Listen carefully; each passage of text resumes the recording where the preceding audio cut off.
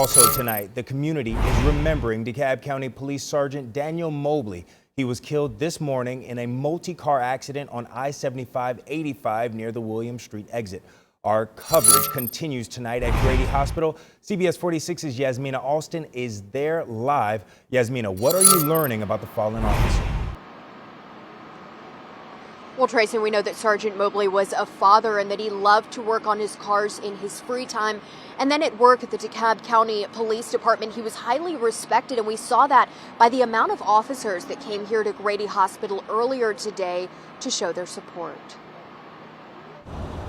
The law enforcement community as a whole at this moment is hurting. It's a tough time for the DeKalb County Police Department as they mourn the loss of one of their own. 44-year-old Sergeant Daniel Mobley was killed Saturday morning after being hit by a car while doing his job. Something as simple as investigating a crash should not lead to the death of one of our own. Chief Mirtha Ramos says Sergeant Mobley was investigating a car accident involving one of his off-duty officers on the downtown connector. While Mobley was working, he was struck by a car near the William Street exit. Sergeant Mobley was rushed to Grady Hospital, where he later died. When one of our officers is involved in an accident, a supervisor has to conduct a supervisory investigation.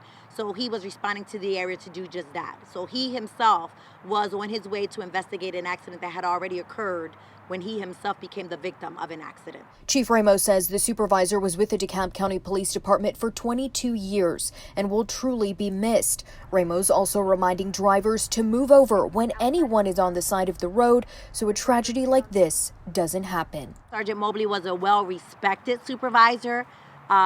His peers were in the hospital.